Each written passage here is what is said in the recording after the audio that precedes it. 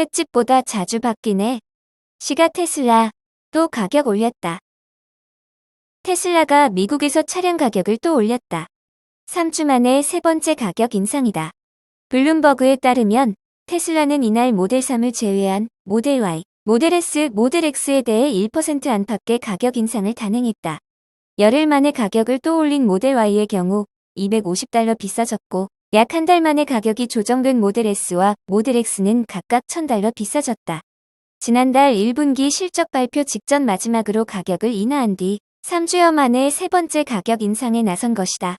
앞서 일론 머스크 테슬라 최고 경영자는 시장 점유율 확대를 목표로 가격을 잇따라 내리며 전기차 가격 인하 전쟁을 촉발했다. 수익보다 매출 성장에 우선순위를 두고 자율주행 소프트웨어를 출시해 미래 수익을 극대화하겠다는 전략이었다. 다만 그는 생산량과 인도량을 맞추기 위해 가격을 다시 인상할 수도 있다고 했다. 고정 가격제를 펼치기보단 공급과 수요에 따라 탄력적으로 가격을 조정하겠다는 것이었다. 전문가들은 최근 테슬라의 잇따른 가격 인상을 두고 마진 축소에 대한 투자자 우려를 달래기 위한 조치로 풀이했다. 상하이 소재 컨설팅 회사인 LMC 오토모티브의 존쟁 디렉터는 테슬라는 여러 차례 가격을 인하해 마진이 급격히 감소했기 때문에 마진 늘리기를 시도하고 있다고 분석했다. 이어 그는 테슬라가 잠재 고객들에게 가격 조정 방향이 인하에서 인상으로 역전되고 있다는 메시지를 전달하기 위해 점진적인 인상을 추진하고 있는 것이라고 덧붙였다. 수소트럭 제조업체 니콜라, 비용 아끼려고 생산까지 중단. 수소트럭 제조업체 니콜라의 1분기 손실이 확대됐고 비용 절감을 위해 생산을 중단할 것이라고 로이터 통신이 보도했다. 니콜라의 1분기 매출은 예상치인 $1250만 달러보다 낮은 $1110만 달러로 집계됐다. 순손실은 지난해의 $1억 5290만 달러에서 $1억 6910만 달러로 확대됐다. 매출 둔화로 인한 기업들이 자금을 조달하기 위해 더 많은 주식을 매각할까 우려해 투자자들은 니콜라와 다른 전기차 제조업체들의 현금 보유액에 주목하고 있다. 3월 말까지 니콜라의 현금 보유액은 $1억 2110만 달러로 집계돼 지난해 말에 $2억 3340만 달러보다 50% 가까이 감소했다. 니콜라는 1분기의 현금 지출은 2022년 분기당 평균 현금 지출인 $2억 달러보다 높은 $2억 4천만 달러에 달했다고 밝혔다. 이어 이 정도의 현금 지출은 자사 사업이 지속할 수 없는 것이며 비용을 삭감할 수 있는 모든 선택지를 검토하고 있다고 덧붙였다.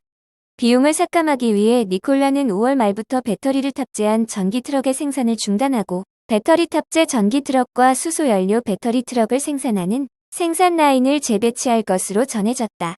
재배치할 생산 라인은 7월부터 수소연료 배터리 트럭을 제조하기 시작할 예정이다. 니콜라는 수소연료 배터리 트럭은 자사의 주요 제품이 될 것이지만 수소연료 배터리 트럭 생산에 들어간 뒤 배터리 탑재 전기 트럭도 계속 생산할 것이라고 말했다. 1분기 니콜라는 전기 트럭 63대를 생산했고 배급업자들에게 인도한 차량은 31대로 집계됐다. 또한 비용 절감 일환으로 니콜라는 유럽 합작사의 지분을 이탈리아의 장기 합작 파트너인 이베코 그룹에 매각했고 이를 통해 3,500만 달러의 현금을 확보할 것으로 알려졌다. 협약에 따르면 이베코 그룹은 계속해서 니콜라의 실시와 관련 부품을 공급하고 니콜라의 투자자로 남아있을 것이다. 니콜라는 성명에서 유럽 시장에서 사업을 철수한 뒤 회사는 북미 시장, 수소연료 배터리 트럭, 수소 충전 사업과 자체 기술 등에 중점을 둘 것이라고 설명했다. 손실 예상보다 줄었네. 미국 전기차 종목 리비안 잠깐 상승했지만 미국 전기차 종목인 리비안 오토모티브의 분기 손실 규모가 월가 예상치 대비 줄면서 주가가 상승했다. CNBC에 따르면 리비안은 1분기 매출액으로 6억 6100만 달러를 기록했다.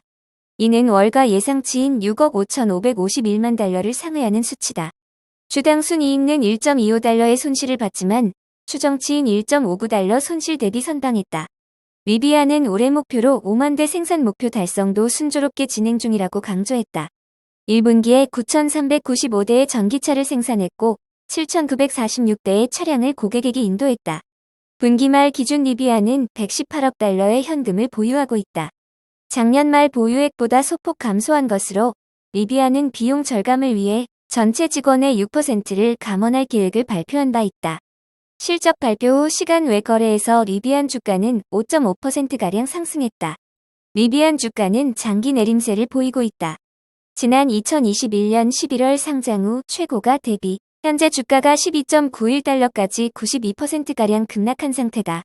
NH투자증권에 따르면 자사를 통해 리비안 주식에 투자한 투자자 11,300명의 평균 수익률은 마이너스 67%다. 수익 투자자 비율도 1.7%에 불과하다. 지금 애플에 투자하라. 3가지 이유. 아이폰 판매에서 호조세를 보인 애플이 어닝 서프라이즈를 기록했다.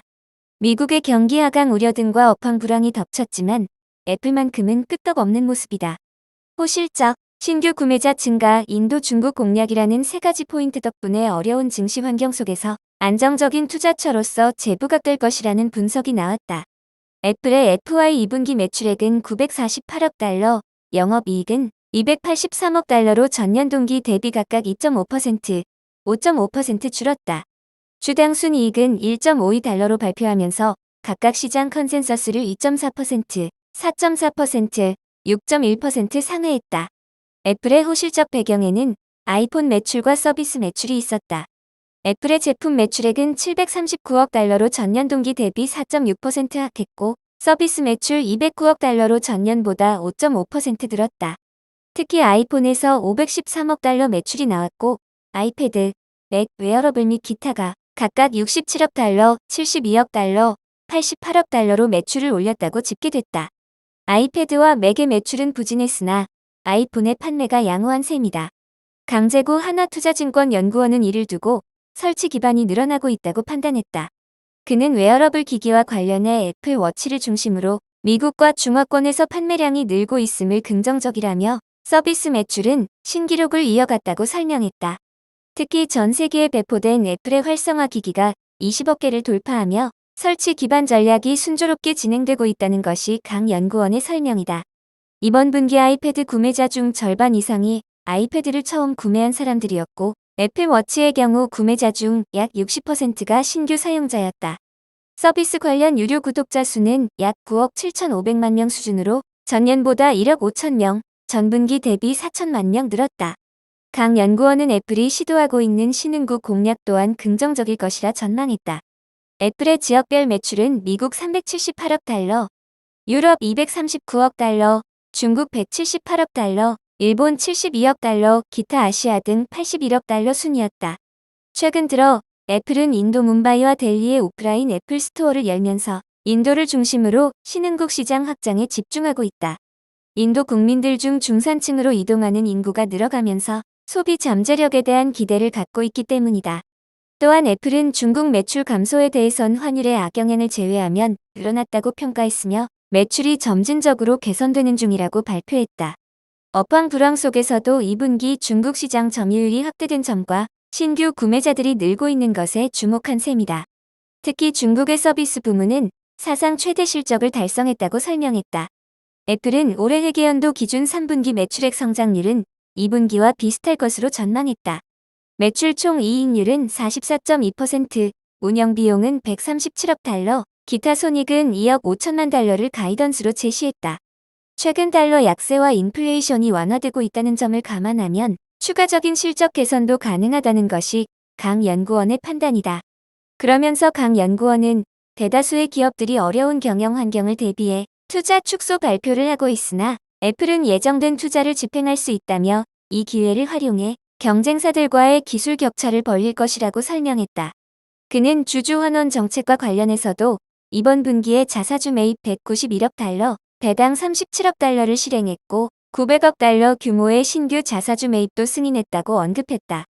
그리고 추가적으로 주당 배당금은 4% 늘렸으며 매년 확대할 것이라고 공언한 점을 고려하면 어려운 증시 환경 속에서 안정적인 투자처로서 각광을 받을 것으로 기대된다고 전했다. 서학개미가 3천억 넘게 들고 있는 나녹스 주가 반등. 이젠 좀 오르려나? 뉴욕 증시에 상장된 의료 영상기술 기업 나녹스의 주가가 최근 반등 상승 흐름을 이어가고 있다. SK텔레콤이 이대 주주인 이 회사의 주식은 서학개미들도 3천억 원 이상 들고 있다. 한때 70달러대까지 올랐던 주가는 지난달 5달러대까지 급락했는데 최근 미국 식품의약국 승인 이후 상승 전환 및 개선세를 보이고 있다. 현재 미국 나스닥에 상장된 나녹스의 주가는 19.27달러를 기록했다.